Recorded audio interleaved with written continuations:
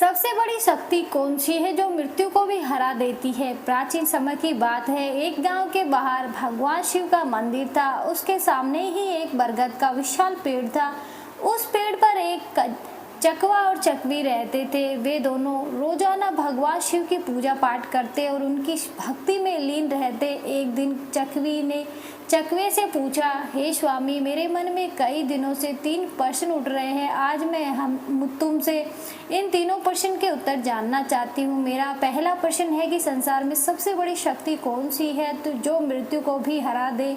मेरा दूसरा प्रश्न है सबसे बड़ा दान क्या है। और मेरा तीसरा प्रश्न सबसे बड़ा धर्म क्या है। कि फिर चकवी की बात सुनकर चकवा कहने लगा, हे प्रिय, मैं तुम्हें मेरी प्रत्यक्ष देखी हुई एक घटना सुनाता हूँ। उस घटना को सुनने के बाद तुम्हें तुम्हारे तीनों प्रश्नों के जवाब मिल जाएंगे। एक कृष्णापुर नाम का शहर था। उस शहर में एक सेठ ठाकुर रहता था जो एक सावंत के उच्च पद पर नियुक्त था। उस ठाकुर का एक लड़का था जिसका नाम धर्मवीर था। एक दिन धर्मवीर भ्रमण करने के लिए घर से घोड़ा लेकर निकला। घूमते घूमते धर्मवीर को प्यास लगने लगी। थोड़ी आगे चलने पर उसे एक पानी की प्याऊ दिखाई दी। फिर उसने वहां जाकर पानी पिया और अपने घोड़े को भी पिलाया और थोड़ी देर वहीं बैठकर विश्राम किए। विश्राम करते हुए धर्मवीर ने देखा कि वहां बहुत से यात्री आ रहे थे और आ जा रहे थे और पानी पीने के बाद बड़ा आशीर्वाद दे रहे थे। वह यात्री कह रहे थे, बहुत ही अच्छा काम कर रहा है यह पानी पिलाने वाला को भगवान हमेशा प्रसन्न रखे। ऐसे आशीर्वाद राहगीर देते जा रहे थे। इस बात को धर्मवीर सुन रहा था। धर्मवीर सोचने लगा कि मैं एक प्याऊ खोलूंगा और वहां मैं हर राहगीर को पानी पिलाऊंगा। यह सोचकर धर्मवीर घर चला गया और अपने पिता सावंत से कहने लगा, पिताजी, मुझे किसी काम के लिए आपकी मदद चाहिए। तो ठाकुर कहने लगा, क्यों बेटा, क्या काम है। तब धर्मवीर ने कहा कि पिताजी, मैं पानी पिलाने के लिए प्याऊ खोलना चाहता हूँ। तो ठाकुर कहने लगा, हमारे घर में क्या कमी है, हम प्याऊ खुलवा देंगे और उस पर एक नौकर रख देंगे। तो धर्मवीर उस ठाकुर से कहने लगा, नहीं पिताजी, मैं अपने हाथों से पानी पिलाऊंगा। पिता पुत्र की बात मान लेता है और धर्मवीर के लिए पानी की प्याऊ की व्यवस्था करवा देता है। धर्मवीर एक ऐसे स्थान पर प्याऊ बना लेता है जहां 5-5 किलोमीटर तक कहीं पानी की व्यवस्था नहीं थी। वहां उस रास्ते पर जितने भी राहगीर आते पानी पीकर आगे बढ़ जाते। फिर एक दिन 4 यमदूत मनुष्य को आत्मा को लेकर धर्मवीर के पड़ोसी गांव में जा रहे थे। फिर यमदूत ने देखा कि प्याऊ बनी हुई है तो वह चारों ओर भेष बदलकर उस प्याऊ पर पहुंचे और जाकर उन्होंने पानी पिया। पानी पीने के बाद चारों यमदूत उस आत्मा को लेकर चले जाते हैं। उसके बाद जब भी यमदूत उस क्षेत्र में आते तो वो उस धर्मवीर के प्याऊ पर पानी पीकर जाते। फिर एक दिन धर्मवीर ने जब उन्हें देखा तो कहने लगा, भाई, 4 दिन पहले आए थे, तुम अब कहाँ जा रहे हो और तुम कौन हो। तब वह चारों कहने लगे, हम व्यापार करते हैं और इस रास्ते से 2-4 दिन में आते जाते रहते हैं। तब धर्मवीर उनकी बातों पर विश्वास कर लेता और फिर धर्मवीर उन चारों को हर बार की तरह स्वागत करता है, मीठा और ठंडा पानी पिलाता है। धीरे धीरे समय बीतने लगा और जब भी वह यमदूत वहां आते तो धर्मवीर उन्हें पानी पिलाता। अब चारों यमदूत धर्मवीर के मित्र बन गए। इसके बाद जब भी वे चारों यमदूत उस मार्ग से आते तो धर्मवीर की प्याऊ पर जरूर आते और वहां बैठकर उनसे बातें करते और फिर चले जाते। अब धर्मवीर के विवाह का समय आया और धर्मवीर ने अपने उन चारों मित्रों को निमंत्रण दिया। फिर वे चारों यमदूत उसके विवाह में सम्मिलित हुए। विवाह होने के बाद धर्मवीर अपनी पत्नी को अपने घर ले आया। उसके बाद कुछ समय और निकल फिर एक दिन यमराज उन यमदूतों से कहने लगा, कल ठीक 12 बजे तुम्हें एक धर्मवीर नामक व्यक्ति को लाना है। यमराज ने उन यमदूतों को 24 घंटे पहले ही बता दिया था। अब चारों यमदूत सोचने लगे कि धर्मवीर तो हमारा मित्र है, हम कैसे उसे लाएंगे। फिर वे चारों यमदूत धर्मवीर की प्याऊ पर आते हैं जहां धर्मवीर पानी पिला रहा था। वहां जाकर वे चारों यमदूत मनुष्य का रूप धारण करते हैं और धर्मवीर के पास आकर पानी पीते हैं और पानी पीने के बाद वो चारों रोने लगते हैं। तब धर्मवीर उन्हें रोता देखकर उनसे पूछता है, मित्रों, तुम क्यों रो रहे हो, तुम बताओ। मैं इस क्षेत्र में ठाकुर का पुत्र हूँ, अगर तुम्हें किसी ने सताया है तो मैं उसे दंडित जरूर करवाऊंगा। फिर उसने कोई जवाब नहीं दिया। चारों एक दूसरे को देखने लगते हैं। उसमें से एक सबसे छोटा वाला यमदूत सबसे ज्यादा रो रहा था। धर्मवीर उससे कहता है कि मुझे बताओ कि तुम क्यों रो रहे हो, आखिर क्या हुआ। फिर वह छोटा वाला यमदूत कहता है, मित्र क्या बताऊं, हम चारों कोई मनुष्य नहीं, हम चारों यमदूत हैं। जब हम भी इस क्षेत्र में किसी आत्मा को लेकर आते हैं तो तुम्हारी प्याऊ पर पानी पीने के लिए आ जाते हैं और धीरे धीरे तुमसे हमारी मित्रता हो गई। यह सुनकर धर्मी भयभीत हो गया। फिर सबसे बड़ा छोटा यमदूत कहने लगा, हे मित्र, आज ठीक 12 बजे तुम मृत्यु को प्राप्त हो जाओगे। तुम्हारी मित्रता में मोह के कारण ही हमें रोना आ रहा है। यमराज ने हमें आज्ञा दी है कि मैं सर्प बनकर तुम्हारे सिर पर डसूंगा और यह जो 3 मेरे भाई हैं ये तुम्हारे प्राणों को लेकर चले जाएंगे। फिर धर्मवीर कहने लगा, मित्रों, जब मेरी मृत्यु का समय आ चुका है तो तुम्हारे रोने से क्या हो लाभ, इसमें भला तुम भी क्या कर सकते हो। मैं मृत्यु से नहीं डरता, मैं तुम्हारे साथ चलने के लिए तैयार हूँ। फिर छोटा यमदूत कहता है, हे मित्र, सबसे ज्यादा स्नेह तुमसे मैं ही करता हूँ, परंतु क्या करूँ, संयोगवश मुझे यह जिम्मेदारी मिली है कि मैं तुम्हें डसूंगा और तुम्हारी मृत्यु मेरे ही हाथों से होगी। तब धर्मवीर कहने लगा, ठीक है मित्र, कोई बात नहीं, जो यहाँ आया है उसे एक दिन तो जाना ही पड़ता है, मृत्यु को कोई नहीं टाल सकता। फिर वह छोटा यमदूत कहता है, देखो धर्मवीर, ठीक 12 बजे से 10 मिनट पहले हम चारों यमदूत तुम्हारे घर की सीढ़ियों पर बैठ जाएंगे और 10 मिनट बाद तुम्हें ले जाएंगे। इतने कहकर वे चारों यमदूत अदृश्य हो गए और अब धर्मवीर फिर थोड़ा सा घबराया और अपने घर को चल दिया। उसने रात को वह बात अपनी पत्नी से नहीं बताई और इंतजार करने लगा कि कब 12 बजेंगे और कब 12 बजने का समय नजदीक आया तो वह छोटा वाला यमदूत सर्प का रूप धारण कर लेता है, सीढ़ियों पर बैठ जाता है। इधर धर्मवीर मन में विचार कर रहा था कि मैं थोड़ी ही देर में मरने वाला हूँ और मेरी नई नवेली पत्नी है, तो क्यों ना थोड़ी देर मैं अपनी पत्नी से बातें कर लेता हूँ। और यह सोचकर वह ऊपर के कमरे में जाने लगता है। अब उसे ऊपर जाने के लिए सीढ़ियों से होकर जाना था जिस पर वह सर्प बैठा हुआ था। वह धर्मवीर ने सर्प को बैठा हुआ देखा तो धर्मवीर उसे पहचान गया और उससे कहने लगा, हे मित्र, तुम मुझे डस लो, मैं कहीं नहीं जा रहा हूँ। तभी सर्प कहता है, मित्र, मैं तुम्हें जरूर ढसूंगा, पर जब 12 बजेंगे 10 मिनट शेष रहेंगे तभी मैं डसूंगा। जब सर्प और धर्मवीर आपस में बातें कर रहे थे तो धर्मवीर की पत्नी उन्हें देख रही थी और उनकी बातें सुन रही थी। धर्मवीर की पत्नी एक पतिव्रता स्त्री थी जिसका पतिव्रत धर्म उजागर हो गया और वह ईश्वर से प्रार्थना करने लगी, हे ईश्वर, मेरे विवाह को अभी 10 दिन का समय भी नहीं हुआ और यह क्या घटित होने वाला है। फिर चकवा कहता है, हे चकवी, वह एक राजपुत्र के पुत्र वधू थी। उसने 36 प्रकार के व्यंजन भोजन में बनवाया और उस शहर के वह बहुत ही गरीब व्यक्ति रहता था और उसे गरीब की एक लड़की थी जो 9 महीने की गर्भवती विधवा थी। वह अपने गरीब पिता के घर में रहती थी क्योंकि उसके ससुराल में उसके पिता के मरने के बाद उसका कोई सहारा नहीं था। और जिस दिन धर्मवीर को वह सर्प ढसने वाला था उसी दिन उस लड़की ने गर्भ से एक नवजात शिशु पैदा हुआ और वह लड़की जिसका प्रसव हुआ था उसे बहुत जोर से भूख लगने लगी। तो वह लड़की अपने माता पिता से कहने लगी, मुझे बहुत तेज भूख लग रही है, मुझे कुछ खाने को दीजिए। तो पिता कहने लगा, बेटी, मेरे पास खाने के लिए कुछ नहीं है, मैं तुम्हें भला क्या दे सकता हूँ।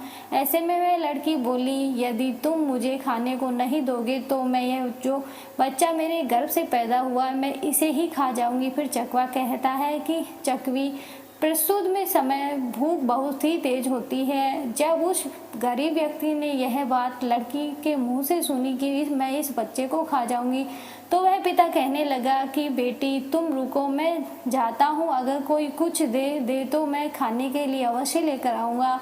उस लड़की का पिता भिक्षा मांगने चला जाता है और कोई उसे देखता तो दरवाजा बंद कर लेता है। इस प्रकार चलते चलते वह व्यक्ति उसी ठाकुर के महल के पास आया जहाँ पर धर्मवीर के काल सर्प बनकर बातें कर रहा था और उसकी पत्नी छत से उसे देख रही थी और ईश्वर से प्रार्थना कर रही थी। तभी वह मांगने वाला आवाज देता है, मुझे कोई भोजन दे दीजिए, मेरी लड़की को प्रसव हुआ है, उसने एक नवजात शिशु को जन्म दिया है और मेरे पास उसको खिलाने के लिए कुछ नहीं है, वह नवजात शिशु को ही खाने वाली है। यह जब यह बात धर्मवीर की पत्नी ने सुनी तो वह सोचने लगी कि कुछ समय बाद मेरा पति मर जाएगा और मैं विधवा हो जाऊंगी और मुझे अपने पति के साथ सती होना पड़ेगा, तो यह भोजन किस काम का आएगा जो मैंने बनाया है। इस भोजन को मैं इस भिखारी को दे देती हूँ। फिर उसने वह भोजन उस गरीब व्यक्ति को दे दिया। जब भोजन को लेने के बाद वह गरीब व्यक्ति वापस अपने घर चला जाता है और जब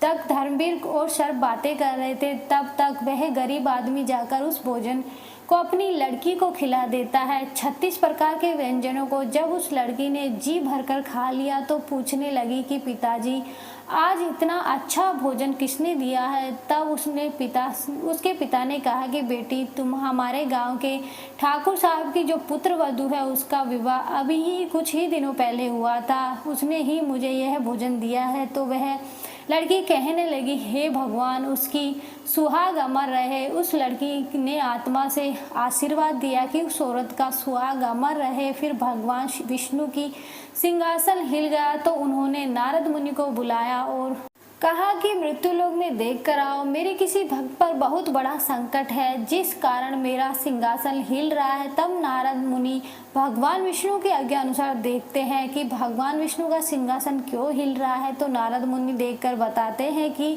एक बिल्कुल भूखी आत्मा जिसने कुछ समय पहले एक नवजात शिशु को जन्म दिया था, वह भूख से व्याकुल थी। उस भोजन मिलने के कारण उसने अंतरात्मा से यह कह दिया कि भोजन देने वाली औरत का सुहाग अमर रहे, अर्थात उसका पति जीवित रहे।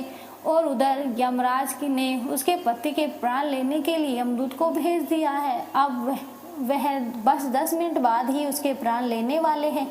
फिर नारद मुनि भगवान विष्णु से कहते हैं, प्रभु, प्रकृति के नियमों के अनुसार धर्मवीर की मृत्यु का समय आ गया है और उसे लेने के लिए यमदूत उसके घर पर बैठे हुए हैं। और उधर एक दिव्य आत्मा ने अपनी संपूर्ण शक्ति से धर्मवीर की पत्नी को आशीर्वाद दे दिया है कि उस औरत का सुहाग अमर रहे। फिर भगवान विष्णु कहने लगे, मुझे उस आत्मा का मान रखना पड़ेगा, चाहे मेरे कार्य में परिवर्तन ही क्यों ना हो जाए। भगवान विष्णु अपने भक्त की रक्षा करने के लिए उसे पशु वाली लड़की की आत्मा के वचन को उस धर्मवीर पर कवच बनाकर डाल देते हैं। तब तक घंटी में 12 बजने में 10 मिनट बाकी थे जब धर्मवीर उस यमदूत से कहने लगा, हे मित्र, अब तुम मुझे डस लो और मैं तुम्हारे साथ चलने के लिए तैयार हूँ। फिर उस सर्प ने धर्मवीर को डस लिया और सर्प सोचने लगा कि 10 मिनट में धर्मवीर मर जाएगा, लेकिन 10 मिनट बाद भी उस धर्मवीर को कुछ नहीं हुआ। फिर सर्प कहने लगा, हे मित्र, तुम्हें कुछ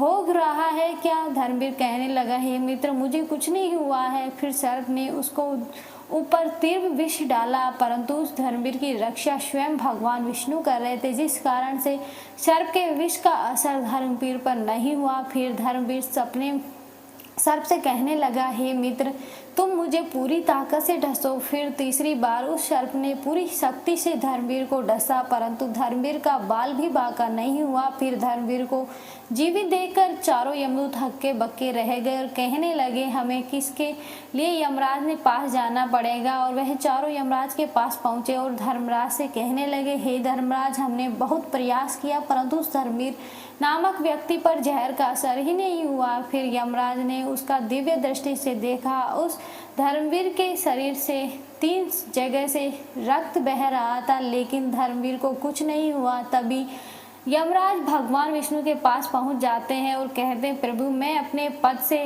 इस्तीफा देना चाहता हूं। भगवान विष्णु कहने लगे, क्यों, क्या हुआ। तब यमराज कहने लगा कि प्रभु, प्रकृति के नियम के परिवर्तन हो गया है। जिस व्यक्ति की मृत्यु का समय आया था वह व्यक्ति 3 बार प्रहार करने से भी नहीं मरा है, इसका क्या कारण। तब भगवान विष्णु समझ जाते हैं कि यमराज, यह आत्मा की शक्ति है।